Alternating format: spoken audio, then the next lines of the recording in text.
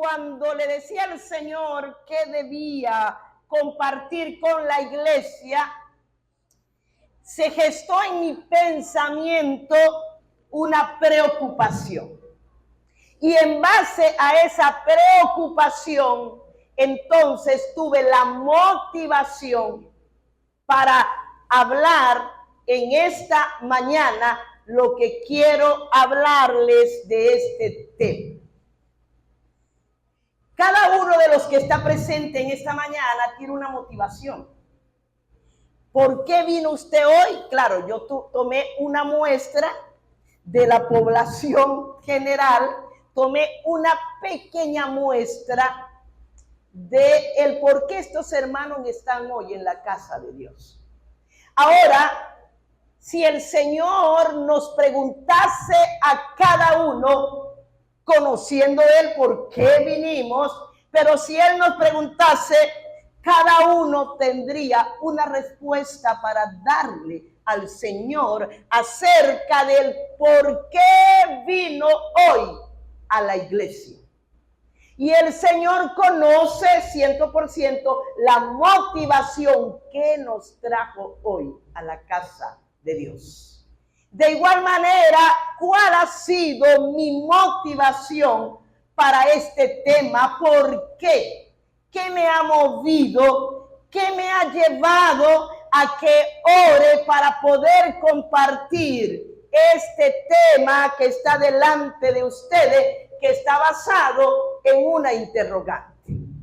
Tal vez no es muy común basar un tema en una interrogante, y es posible que homiléticamente hablando no esté muy bien, pero con el respeto a la homilética, que es una ciencia hermosa, yo solo quiero hacer lo que el Señor me ha inquietado, y por ello este tema está basado en una interrogante. ¿Entendidos o cegados? Esa es la interrogante para comenzar la predicación en la mañana de hoy. Y es que, hermanos amados, he visto, he oído, he sentido lo terrible del tiempo en que vivimos. Y puedo decir en esta mañana que la motivación principal por la cual quiero compartir este tema es por la inmensa responsabilidad que tengo puesta sobre mis hombros, y que dentro de esa responsabilidad yo debo enseñar y advertir a la iglesia, porque si yo no lo hago, me estaré metiendo en un problema muy grande con el Señor. Y por eso es que quiero hablarle en esta mañana, y quiero hablarles este tema basado en una premisa fundamental. A ver, ¿cuál es esa premisa fundamental? Viviendo tiempos peligrosos. Esa es la premisa fundamental. Y yo entiendo, hermanos amados, que nosotros, yo creo que la motivación de muchos es venir a buscar una palabra de parte de Dios. A veces ese deseo de buscar una palabra de parte de Dios está basado en una necesidad que está en nosotros, en un problema, en una angustia, en una tribulación, en una situación que nos ha llevado a llorar, y nosotros buscamos la iglesia porque necesitamos una palabra. Pero a veces esa palabra que tú deseas oír no es la que Dios necesita que oigas. Porque Dios no nos va a dar lo que queremos, sino lo que necesitamos. Porque muchas veces lo que quiero no está en consonancia con lo que necesita mi alma. Por lo tanto, la palabra de hoy es la que usted como iglesia necesita. Así que, viviendo tiempos peligrosos. Si yo quiero metafóricamente decirles que yo me siento en este tiempo como caminando entre alhajas afiladas de vidrio. Siento que asentamos nuestro pie entre clavos agudos y punzantes, que tenemos que saber bien dónde asentar la planta del pie para no salir heridos y destrozados, metafóricamente hablando, amados hermanos.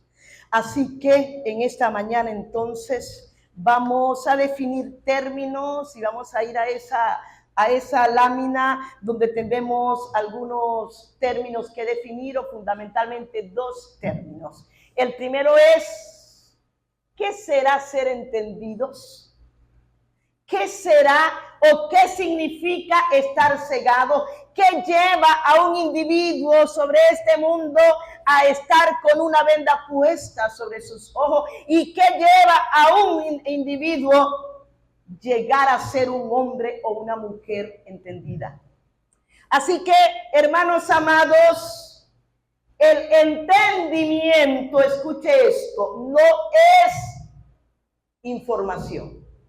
Porque nosotros podemos confundir entendimiento, que está relacionado con conocimiento, pero cuando el entendimiento que nos lleva, o el conocimiento que nos lleva al entendimiento, se queda en mi estructura mental, es mera información. Así que tenemos que entender. En hebreo significa, esa palabra en hebreo vamos a encontrarla de dos o tres formas escrituralmente hablando. Cuando se traduce a nuestro idioma, vamos a ver que entender en hebreo es discernir, es comprender y es sabiduría práctica.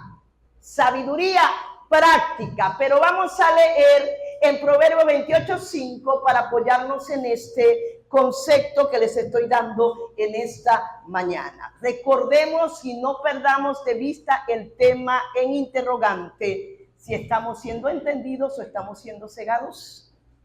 Así que dice, los hombres malos no entienden el juicio, mas los que buscan a Jehová entienden todas las cosas. Podríamos parafrasear y decir, los hombres malos, impíos, no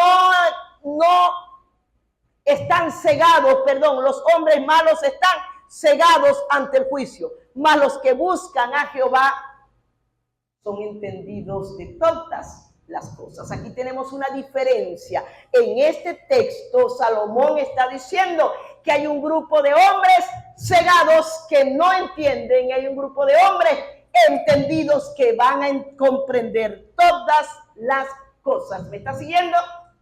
Vamos a la lámina para retomar rápidamente estos conceptos. Vamos a ver entonces que el entendimiento del cual les estoy hablando o he comenzado a hablar en esta mañana es un entendimiento específico, hermanos, porque hay un entendimiento que es demoníaco. Hay una ciencia, una sabiduría demoníaca, y Pablo dice que hay una sabiduría que es de Satanás.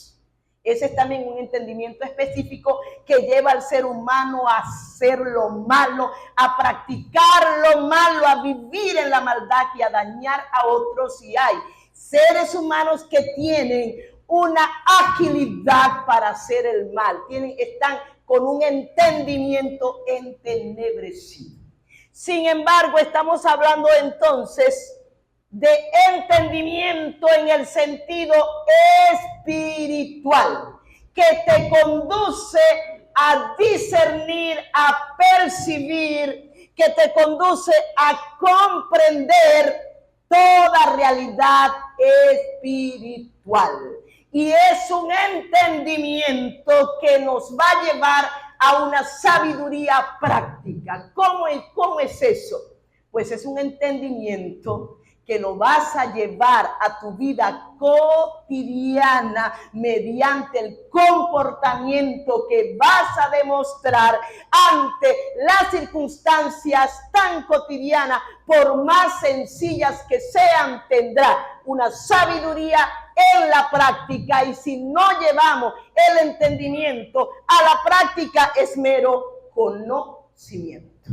Y no, en el cielo no hay nadie lleno de mero conocimiento, a menos que sea el conocimiento de Cristo, hermanos amados. Porque podemos conocer la Biblia usando una palabra bien criolla, de tapa a tapa. Puedo saberme la distribución de todos los libros de la Biblia. Puedo conocer la biografía de los profetas de más renombre. Puedo conocerme cada milagro hecho por Jesús. Puedo no adorar ninguna imagen. Puedo tener el conocimiento de que sin Cristo estoy perdido. Pero si ese conocimiento no ha transformado tu vida, estás viviendo en una mera información. ¿Me estoy explicando? Entonces, eso es fundamental. Así que entender es tener la capacidad espiritual de comprender las realidades que han de discernirse espiritualmente, mientras que estar cegados implica tener una venda puesta sobre los ojos del entendimiento, que por alguna razón lleva al hombre a no ver, comprender ni entender ciertas cosas. Y aquí, hermanos, les digo esto. ¿Cuántas veces hemos predicado sintiendo un respaldo tan grande del Señor? Y hemos hablado la palabra. ¿A cuántos en un lecho de muerte en la cama de un hospital se le ha dicho durante sus últimas horas de vida: hay una realidad que se llama infierno y hay una realidad que se llama cielo? Y sin embargo, las personas no se arrepienten, aún diciéndote: ciertamente yo sé que es así. Ciertamente yo entiendo que es así. Y ahí donde nosotros decimos: qué tremenda es la bondad de Dios para con nuestra vida. Que nosotros hemos sido entendidos, no porque valgamos más que otras personas, no. Por la bondad y la misericordia de Dios, usted entra en el grupo de los entendidos, de los que son capaces de comprender, de discernir, de tener prudencia ante la realidad de las cosas que vivimos, aunque estemos caminando entre alhajas de vidrio afilados, hermanos.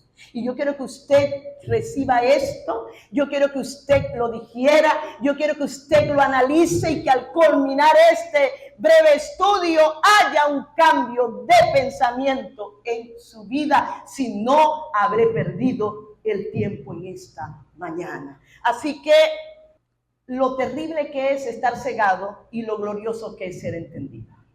Ahora, quiero delimitar en qué aspecto tenemos que ser entendidos.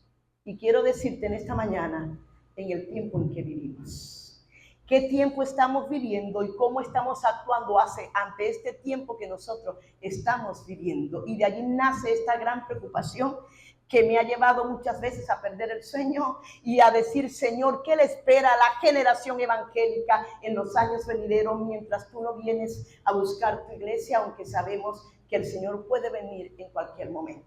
Y he dicho y he pensado y digo: Dios mío, ¿cómo será la iglesia en 5 años si Cristo no ha venido? ¿O cómo será la iglesia dentro de 10 años si Cristo no ha venido? Y me voy a una pregunta escatológica que el Señor Jesús mismo dijo: cuando el Hijo del Hombre venga, ¿hallará fe en la tierra? ¿Hallará fe en esta generación tan contaminada y perversa? Y donde la iglesia está siendo manchada y ha perdido su pureza, allí nace la necesidad de yo hablarle a la iglesia en esta mañana, hermanos amados. Así que, ¿qué ¿Qué hace que este tiempo sea peligroso? Y usted dirá, pero la pastora habla y no me ha dado citas bíblicas. Es que ahorita vamos a ir, hermano, para unas citas bíblicas que son sumamente importantísimas. Tenemos aquí otra pregunta. ¿Qué hace que este tiempo sea peligroso? Piensa allí. ¿Qué hace que este tiempo sea peligroso? ¿Estás consciente de que este tiempo es peligroso? ¿Por qué este tiempo es peligroso? ¿Te has hecho estas preguntas en esta mañana? Y cuando estás allí sentadito con toda reverencia, ¿qué está pasando por tu mente mientras te hago esta pregunta? ¿Qué hace que este tiempo sea tan peligroso? ¿Y saben qué? La condición moral y espiritual del ser humano que vive en este presente siglo y de las grandes hordas demoníacas que están trabajando como nunca antes para llevar al hombre a la perdición y hacer que la iglesia se manche en sus vestiduras y pierdas la esencia por la cual fue fundada y fue establecida siendo luz del mundo y sal de la tierra. Si la iglesia pierde su esencia, hermanos amados, pierde su pureza, se contamina, entonces dejará de ser luz y dejará de ser sal de la tierra, y la luz está hecha para iluminar. Y metafóricamente hablando, Cristo dijo, yo soy la luz del mundo, y metafóricamente hablando dijo, y yo soy la sal de la tierra. Ustedes son luz del mundo y ustedes son sal de la tierra. Y sal, ¿por qué? Porque la iglesia es, escuche esto, la iglesia es la única y última reserva moral que le queda a la tierra, pero desde la luz y desde la sal. Y si nosotros en nuestra vida cotidiana no establecemos la diferencia entre lo santo y lo profano, la luz comienza a apagarse y la sal comenzará a desvanecerse. ¿Me estoy explicando? Y esto es serio, hermanos. Esto es delicado, amada iglesia. Vamos a leer en 2 Timoteo 3:1, y ahí estoy dándoles una palabra que me pareció interesante. ¿En qué sentido? También debes saber esto, que en los postreros días vendrán tiempos peligrosos. Y apunto una palabra en griego que la vamos a encontrar solamente 2 veces en el Nuevo Testamento para peligro. Y es la palabra halepos o chalepos en griego. La vamos a encontrar acá en este escrito de Pablo a Timoteo, y también vamos a encontrarla en Mateo cuando se hace referencia al endemoniado de Gadara, que era inmensamente peligroso. Entonces, aquí vamos a ver que Pablo utiliza este término halepos o chalepos para la palabra peligro, y dice que esta palabra tiene un matiz diferente a las otras palabras que se usan para peligro. Y es que chalepos es un peligro feroz, una maldad sin precedentes. Es diferente a las otras palabras para peligro, porque no es igual que yo pueda decir, hermanos, han lanzado conchas de cambur en la iglesia, hay un peligro, y decimos hay un peligro, o limpiaron el piso, está resbaladizo, hay un peligro. Es decir, si nos caemos, como dice el dicho, del suelo no pasamos. Eso no es un peligro de maldad, pero aquí se está hablando de una maldad feroz, de una maldad, un peligro comparativo con un animal feroz, airoso, que mata y destruye sin misericordia. Así está hablando el apóstol Pablo a Timoteo, y le está diciendo, pero le está diciendo también debes saber esto, hermanos. Él está dando un conjunto de enseñanzas y de instrucciones, y además que este conjunto de enseñanzas y de instrucciones son tan impactantes porque aquí están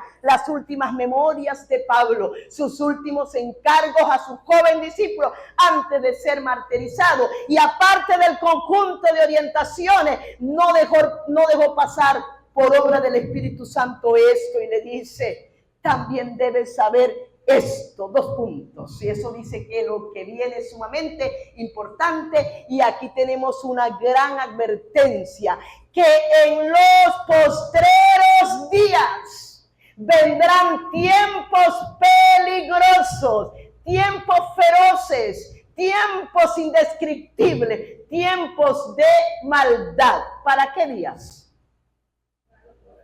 ¿Y cuáles son los postreros días? Nosotros vivimos los postreros días y nosotros estamos caminando entre este tiempo sumamente peligroso. Por lo tanto, tenemos la descripción de un hombre que lo vamos a ver y vamos a leerlo rápidamente en los versículos siguientes, rápidamente. Y Pablo dice cuál será el carácter del hombre de este último tiempo: que habrá hombres amadores de sí mismos, avaros, vanagloriosos, soberbios, blasfemos, desobedientes a los padres, ingratos, impíos. Y sigue diciendo, porque la lista no termina. Dice: sin afecto natural, implacables, calumniadores, intemperantes. Y aquí hay palabras que asustan. Esta sin afecto natural es una palabra de respeto.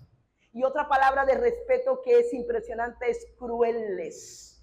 El cruel perdió toda sensibilidad, por lo tanto le da igual agarrar a un niño y apuñalarlo, agarrar a un anciano o un adulto. ¿Por qué? Porque hay un nivel de crueldad que está impulsada por Satanás, y que Pablo dice acá que serán intemperantes crueles, y aquí hay una característica que la vemos a diario: aborrecedores de lo bueno. Por lo tanto, esto es lo que hace que este tiempo sea peligroso, y es este carácter y conducta que identifica al hombre de este presente siglo, hermanos amados. Vamos a volver a la lámina y vamos a seguir indagando en esto, porque hasta aquí venimos bien, ¿verdad? Y usted está entendiendo porque esto es fácil. Hasta aquí tenemos 20 sobre 20. Pero hay un aspecto que es el que me preocupa sobremanera. Y vamos a ver, vamos a avanzar. Y vamos a ver, hermanos, vamos a darle una pincelada a estos versículos. Porque el asunto aquí es que tú puedas discernir si estás siendo un hombre o una mujer entendida. Si estás viviendo con entendimiento. Si estás teniendo prudencia al actuar, si estás viviendo con discernimiento de lo que están viendo tus ojos y de aquellas cosas que no se pueden percibir con los ojos de la carne. Eso es importante, porque entonces sabrás que estás siendo un hombre o una mujer entendida, o un hombre o una mujer entendido. Vamos a ver rápidamente cómo en la antigüedad Dios escogió a hombres entendidos aún para cantar y adorar al Señor. ¿Sabías eso? Aún para trabajar con las manos, Dios buscó hombres con entendimiento. Así que dice Primera de Crónicas 12:32, rapidito, hermanos. ¿Qué dice? Dice: de los hijos de Isaacar 200 principales entendidos en los tiempos y que sabían lo que Israel debía hacer, cuyo dicho seguían todos los hermanos. Aquí tenemos los famosos isacaritas porque eran 200 hombres que provenían de la tribu de Isaacar y tenían una particularidad, que eran entendidos en los tiempos, y esto les permitía que los demás pudieran oír lo que ellos daban a conocer, entendidos en los tiempos. Vamos a una segunda versículo y vamos a ver, dice, dadme de entre vosotros, de vuestras tribus, varones sabios y entendidos y expertos para que yo los ponga por vuestros jefes. Por eso es que los que sirven a Dios no pueden ser inexpertos, neófitos. Porque si el que está dirigiendo una congregación o un ministerio no es sabio, ni entendido, ni experto, ¡ay de esa iglesia! ¡Ay de ese grupo, hermanos amados! ¡Ay de usted si delante de un ministerio usted no tiene sabiduría ni entendimiento! Porque el fracaso será seguro. La iglesia será como es el pastor. Y si hay un pastor sin entendimiento, esa iglesia caminará con una venda sobre los ojos. Porque tenemos este problema, que es que si el pastor también dice algo, yo no escudriño, lo dijo la pastora y eso tiene que ser amén. Ya va. Los pastores no somos superdioses, no somos superdotados. Aprenda a oír, aprenda a discernir, que el hombre o la mujer que les está dirigiendo tenga sabiduría y entendimiento, hermanos amados. Así que quienes debían estar por jefes serán hombres con entendimiento. Y dice, y el número de ellos con sus hermanos instruidos en el canto para Jehová, todos aptos para la adoración.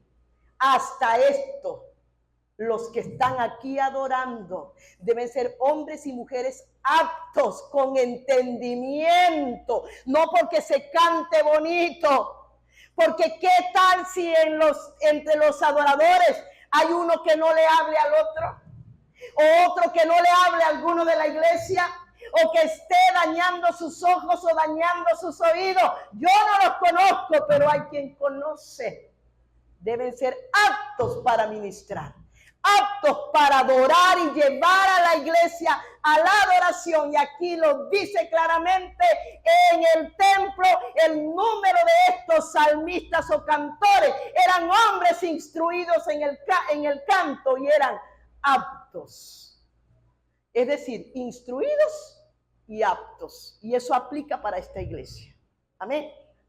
Avanzamos en el otro texto rapidito, hermanos, y dice: y estos hombres procedían con fidelidad en la obra, y eran sus mayordomos Jaat y Abdías, levitas de los hijos de Merari, y Zacarías y Mesulán de los hijos de Coata, para que activasen la obra, y de los levitas todos los entendidos en instrumentos de música. Qué cosa tan tremenda. Es decir, por eso es que, hermano, si usted le da un 4 a Servando, usted va a salir corriendo, porque él no toca 4. O si le da a Miriam una guitarra, no, porque ella no está instruida en ese instrumento, valga la redundancia. Por eso es que cada quien debe estar sirviendo donde le corresponde y con entendimiento, porque aquí lo otro habla de aptos, es decir, puede que yo no sea un fenómeno tocando bajo. Y usted dice, wow, bueno, que yo no sé a qué suena el bajo, tum, tum. Una cosa así que no le consigo.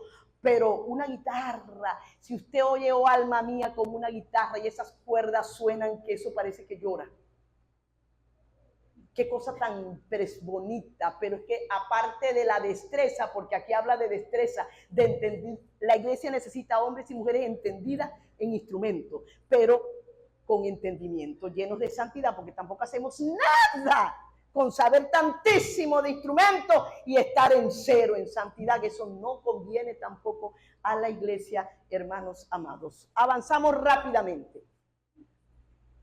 Y leyó quien Esdras en la plaza que está delante de la puerta de las aguas, desde el alba hasta el mediodía, en presencia de hombres y mujeres y de todos los que podían entender. Esto es Esdras. Desde que amaneció hasta el mediodía y nadie se movió, ahí nadie fue al baño, ahí nadie bostezó, ahí nadie dijo, Dios mío, ¿cuándo terminará la pastora? No, Señor, eran entendidos de lo que estaban oyendo y mientras Esdras más leía, más querían escuchar porque tenían entendimiento espiritual. Aquí es donde quiero llegar, hermanos. ¿Entendidos o cegados? Esta interrogante no la hago al inconverso. El inconverso tiene tiempo cegado, hermanos, porque está tan cegado que no ha venido a los pies de Cristo.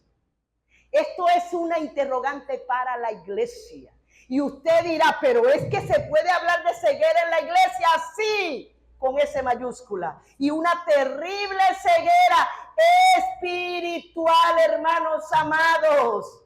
Así que cuando leemos en 2 Timoteo 4, 3 y 4, en 1 Timoteo 4, 1, en 2 de Pedro 3, 17, en 2 de Pedro 2, 1 y 3, que no vamos a leer obviamente por el tiempo, pero cuando leemos estos textos, encontramos la realidad de la iglesia a nivel general. ¿Cuál es? No soportarán la sana doctrina, es decir, estamos ante una generación eclesiástica que no soporta que se hable Biblia, porque es aburrido, porque eso ya asusta a la gente, porque eso no conviene. Entonces estamos en este tiempo donde hay que hablar lo que haga cosquilla al oído, lo que acaricie el oído. ¿Me estoy explicando? Esta es la realidad, hermanos, de la iglesia de este tiempo. Que la iglesia oiga cuántos van a ser empresarios, cuántos van a levantarse como emprendedores, cuántos van a ser empoderados, mujer empoderada, hombre empoderado. No tengo tal vez mucho problema con eso, pero ¿empoderados en qué? ¿En qué te estás empoderando? ¿En ser más mediocre ante el Señor y más comprometido con el mundo? ¿Qué involucra ese tal empoderamiento, hermano? Y esto a mí me preocupa muchísimo. Me preocupa muchísimo el caminar de la iglesia a nivel general. No que se oiga solo aquello que te motive como, hermanos, te va a ir tan bien desde ahora en adelante. Pacta. Ven a pactar y te va a ir bien. Es lo que tú declares con tu boca, es lo que tú digas con tu boca. Y tenemos una iglesia que está desnutrida espiritualmente, porque no es lo que yo confiese con mi boca, si lo que yo confieso no está consono con la palabra, así diga 50,000 veces declaro, profetizo, no tiene sentido, hermano. Yo sé que a veces esto es fuerte hablar, pero es necesario que se hable, amada iglesia. Esto es necesario que usted lo sepa. Predicadores según sus deseos. Y aquí hay algo, hermanos, que es sumamente preocupante. Y es, anteriormente nosotros no teníamos las redes sociales. Es más, eso ha sido, por supuesto que es una bendición, porque ahí se puede evangelizar, pero yo estoy viendo que es una cosa tan terrible en este momento. Y hermanos, y a esto me llevaba yo a hablarles en esta mañana, a que seamos tan entendidos, porque como ahorita está Instagram, está Facebook, está YouTube y no sé qué otras redes sociales, de verdad, pero entonces ahorita hay 1,000 predicadores por las redes sociales, millones de predicadores por redes sociales. Entonces, el que no es entendido está comiendo basura y está oyendo una barbaridad y dice amén. Ay, es que yo no sabía eso. Es que eso era así. Mentira del diablo, eso no es así, que no estás discerniendo. Entonces creemos que todo lo que dice fulano de tal, como es de renombre, eso es así. ¿Y sabe qué estoy viendo, hermanos? Y eso me ha preocupado tanto. Y hay un espíritu que se está moviendo. Y por supuesto, a través de, siempre ha estado, siempre, pero antes no había el boom de las redes sociales, y es el antisemitismo que está entrando en la iglesia del Señor. Entonces estamos oyendo predicadores de renombre, teólogos versados, instruidos, diciendo que no hay un arrebatamiento inminente. Diciendo que el Israel de este tiempo no es el Israel de la profecía bíblica. Y eso se está diciendo a diestra y a siniestra. Y si usted no tiene entendimiento, usted va a comer basura y va a decir, ay, que eso es así. ¿Cuántas enseñanzas? Cualquiera ahorita es un predicador en las redes sociales. Cualquiera. Pero ¿qué se está predicando? ¿Qué se está enseñando? Entonces está el que ataca a este porque pecó, el que le saca los traspitos del aire al otro, y eso es un desastre. No pierda el tiempo en eso, iglesia. No pierda el tiempo en eso. Si usted va a ver algún predicador, seleccione, juzgue si lo que se está hablando está basado en la palabra, porque este es un peligro grandísimo de este último tiempo. Así que predicadores según sus deseos que manipulan a las iglesias y le sacan lo poco que la iglesia pueda tener y engañando con lo que ellos están predicando, hermanos amados. Yo tengo que decirles esto aunque me duela. No somos una iglesia perfecta. Yo no le estoy diciendo, Clue no es así, somos únicos. No, hermanos, necesitamos tanto por mejorar. Pero ser celosos en la doctrina es una bandera que debemos levantar, hermanos amados. Enseñanza de fábulas. Cuando digo predicadores según sus propios deseos, en estos días veía a un predicador que se quitó el saco y decía que ese era el manto de la unción. Tenían que tocar el manto de la unción. Y la gente tan idiotizada, como dice Agustín Laje, tan idiotizada iban y uno se desmayaban y tocaban. Eso es una fábula. ¿Dónde dice la Biblia que el manto de un hombre hay que tirarlo para que caiga la unción del Espíritu? Eso es una fábula. Bueno, eso es solamente una muestra de la basura que usted va a encontrar en redes sociales. Son fábulas. La Biblia no es un libro de fábula. La Biblia no ha pasado de moda. La Biblia es la verdad que viven y practican los entendidos. Los que no tienen venda espiritual puesta sobre sus ojos, hermanos amados. Así que, ¿qué más tenemos? Tenemos espíritus engañadores, por supuesto. Detrás de cada falsa doctrina o de cada herejía hay espíritus demoníacos engañadores que han embotado el entendimiento de la iglesia para que crean cualquier salta de mentira y se desvíen de la verdad. Doctrinas de demonios, herejía, y se está haciendo mercadería de la palabra, hermanos. Mercaderes de la palabra y rematadores de la palabra al mejor postor. Esto es sumamente delicado y esta es la iglesia de este tiempo, hermanos. ¿Qué ha afectado a la iglesia, hermanos? Les digo, hay un movimiento cultural, filosófico, que se conoce como la posmodernidad. Y yo con esto ya voy a hacer algunas conclusiones.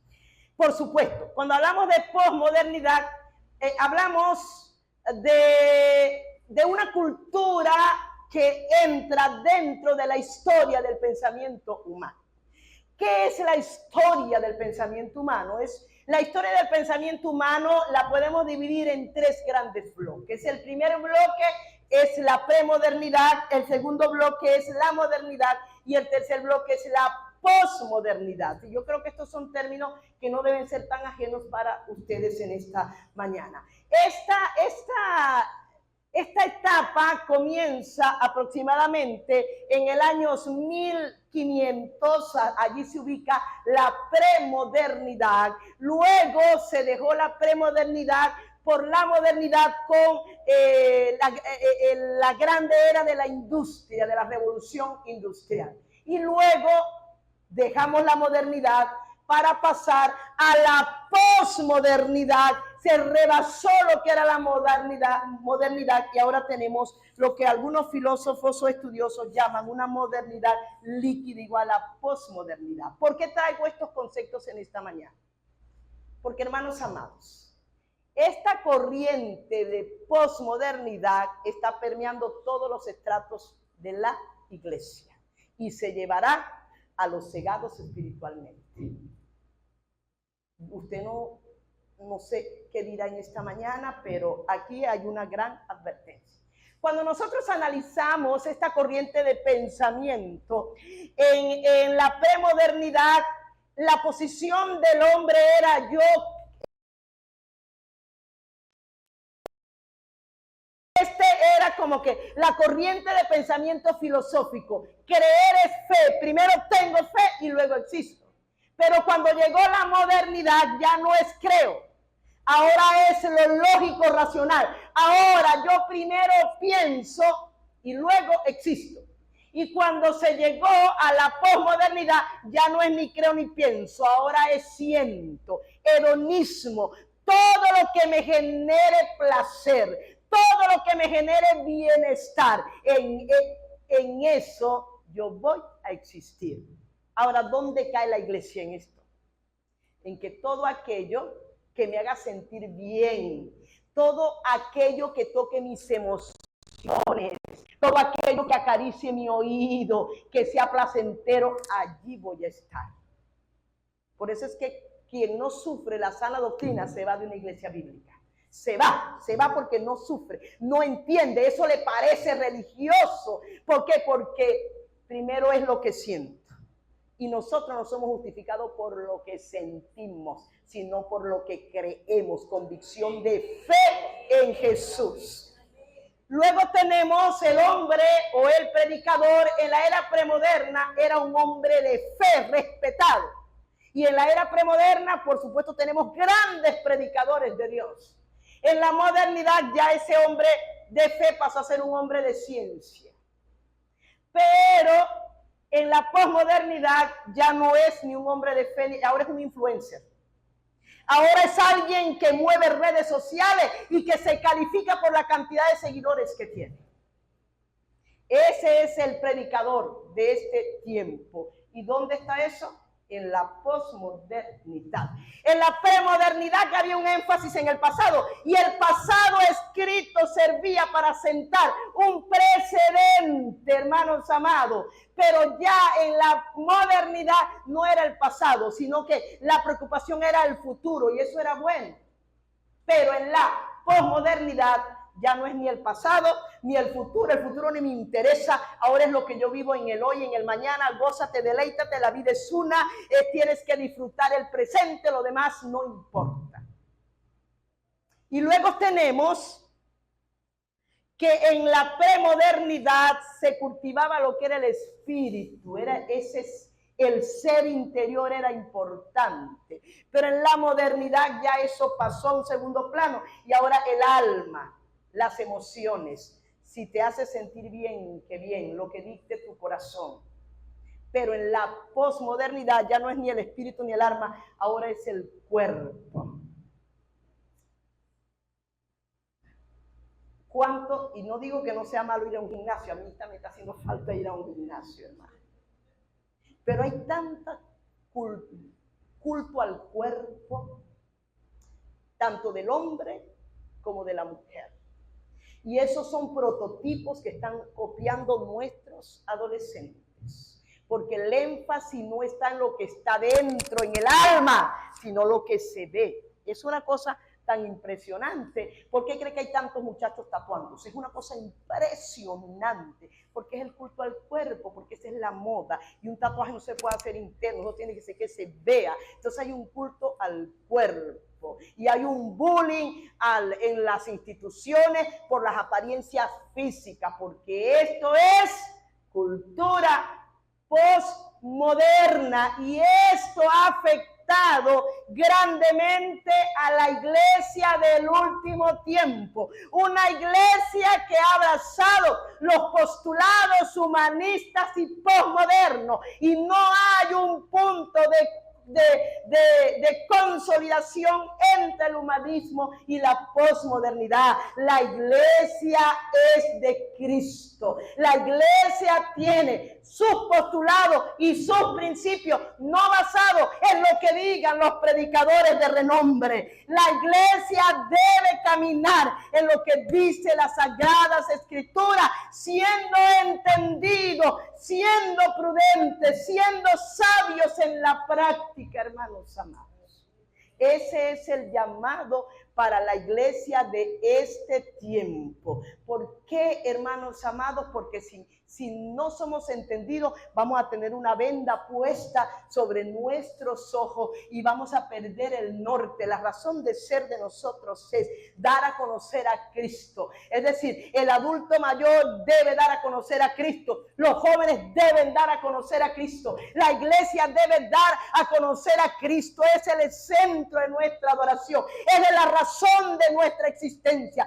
Él es la razón por la cual existimos. Que todo sea para la gloria y la honra de su nombre. Que como tú hables, como tú camines, como tú vives, de la gloria a Cristo. Siendo entendido de que si usted no discierne espiritualmente lo que se está presentando ante nuestros ojos, caerá en el grupo de los muchos inexpertos, idiotizados, sin discernimiento, que vivirán su vida una parte en el mundo y otra parte en Cristo.